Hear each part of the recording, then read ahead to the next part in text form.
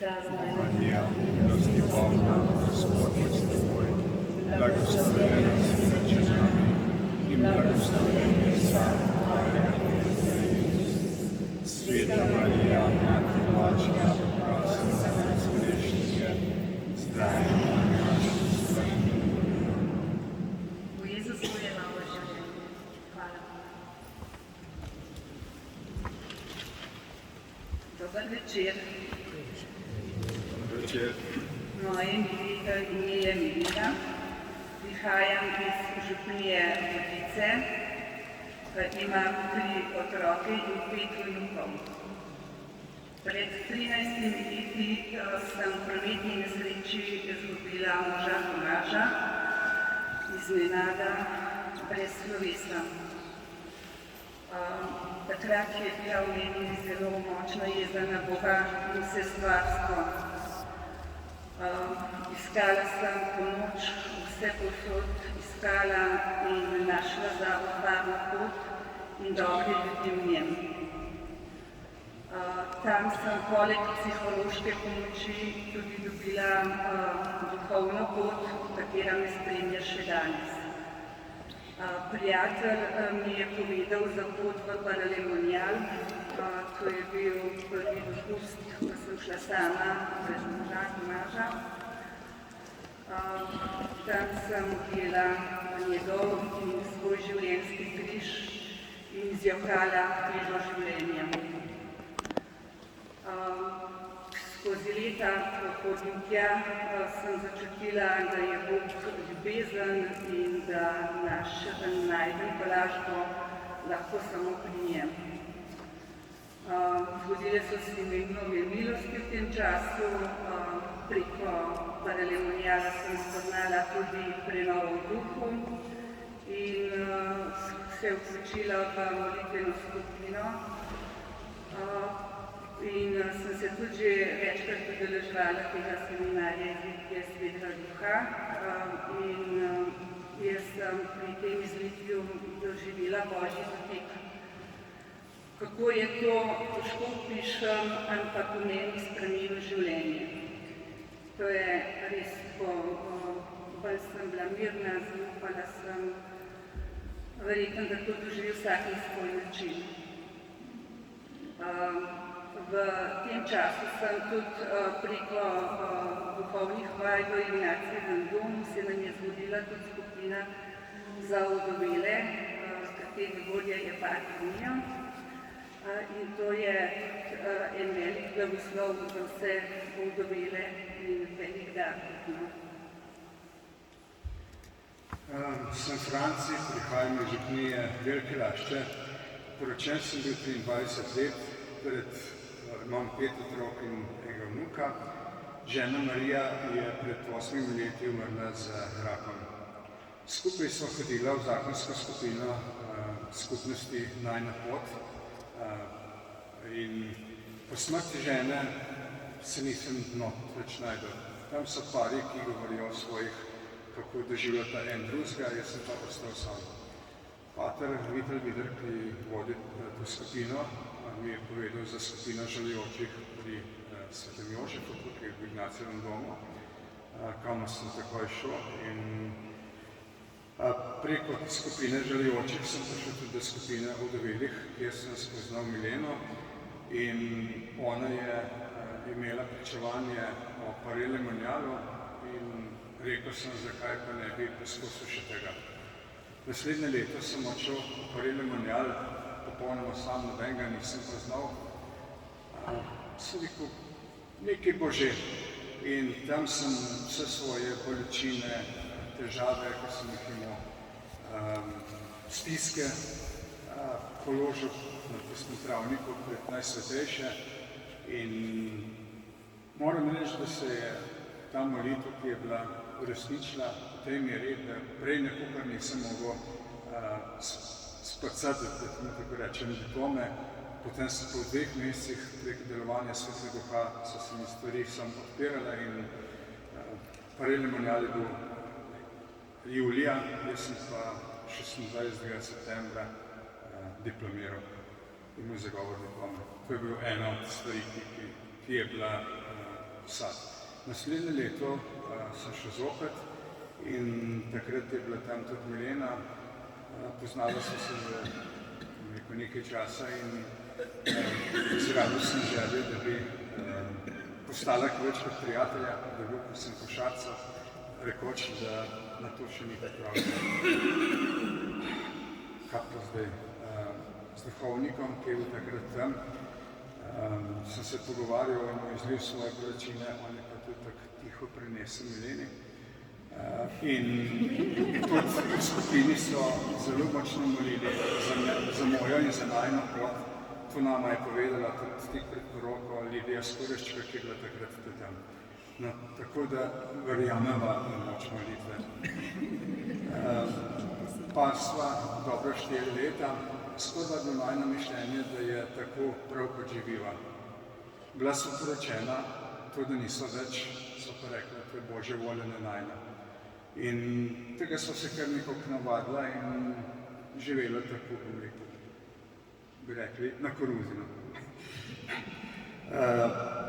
Ob pogovoru z duhovnikom med drugim, ki naj jo oba dobro poznal, pa so se pogovarjali in je rekel, veš, kot človek te razumem, ti dam na nek način prav, ampak po kanonskem pravu si to grehal. To pa ni bilo dobro slišati. In to mi je dalo misliti in potem smo v lanskem letu smo bili v avgustu za Veliko mašo, smo bili skupaj s prijatelji, ki romamo v Parele Munjal, smo šli Pavleta podeli v Senožeče in smo tam imeli duhovni vikend. Že septembra smo pa zvedeli, da je hudo bolan, da je bil na operaciji in da njegova diagnoza ni glih najboljša. To nas je presenetilo. Decembra smo poromali, ta naša skupinca s patrom Mijatom na Goroh, Magdaleni Gornik in imeli mašo za njegovo zdravljenje. Ja, nekaj dni pred to mašo naj je prijateljica opozorila, da tako kot mi kaže živa in prijemava sveto krajino, da to ne bo pomagalo Pavlu pri njegovem zdravljenju. To ni bilo najbolj prijetno slišati, ampak še isti večer sva se temeljito o tem pogovarjala in ugotovila, da na nek način oba dva hrepeniva po zakramentu. Naslednji dan sem od dobrega prijatelja dobil klic, v katerem je Pavlu tudi vprašanje, če se namerava poročiti, zakaj se ne? Povedal mi je tako, da čuti krščansko odgovornost, da kot kristjan ne more gledati, da tako živim, pa da me potem ne opozoril. Moram reči, da sem to njegovo opozorilo sprejel zelo dobrohotno, ker vem, da mi je hotel dobro. Moram pa reči, da so pa kar od mnogih dobila opaske in vprašanja, a sva poročena, kako živiva, a se bova poročila, a sva, a ne, v glavnem ni bilo glih zmeraj, rekel, to prijetno.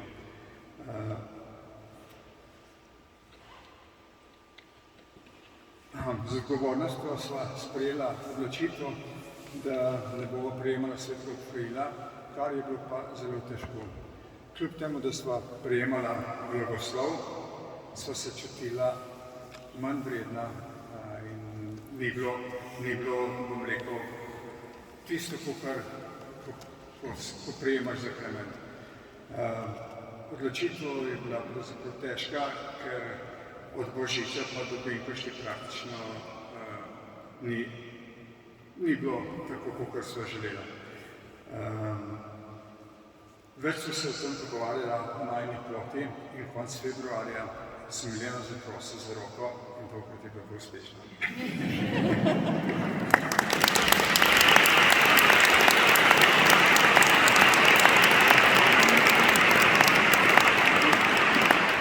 Odločitev ni bila lahka, saj ko si mlad, ko poveš očetu po mami pa rečeš, zdaj grem pa jaz po svoje novo življenje. V najnem primeru je bilo pa to drugače. takrat se je bilo treba pripovedati najmanj otrok, vsak ima svojo družino, svojo prtljago, svoj gruzek, ki ga nosi. Od takrat naprej, ko je Franci mene zaprosil za roko, so se v meni začeli notranji boji, nemir, dvomi, vprašanja, je meni to sploh potreben. Bolj sem bila razdražljiva, kar naenkrat se nisva znala več pogovarjati in oba sva začutila, da rabva en duhovni pogovor oziroma en duhovni odmik.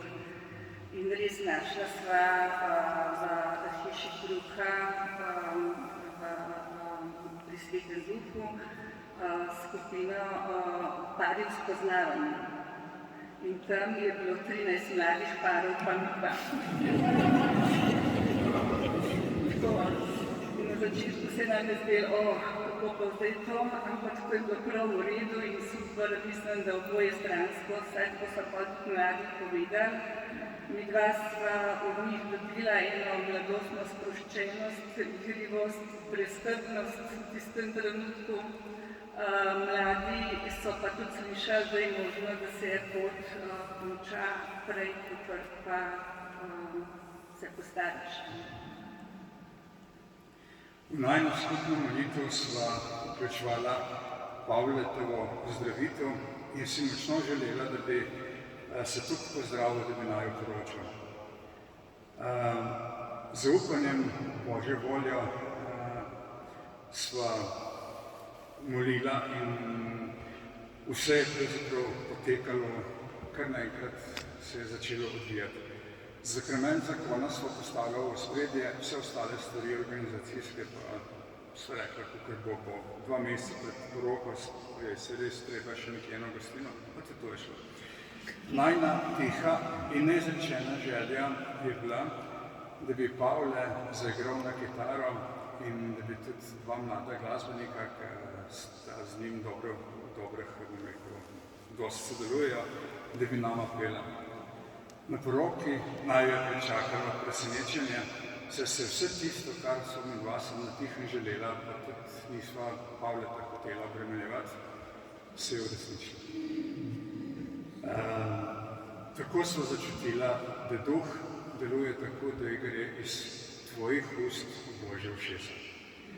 Pavle je mašal, to je bila njegova prva maša po 8. septembru, ko je šel na operacijo, in to je bila prva maša 25. junija na Kureščku in bila je brez težav, čeprav je imel najprej pomisleke, da mogoče pa ne bo vse šlo.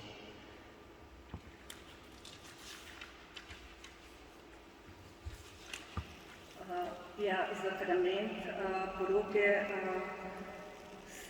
sakramentom poroke sem se osvobodila misli na to, da Francijevim otrokom kradem očeta in na nek način nisem zvesta svojemu pokojnemu možu.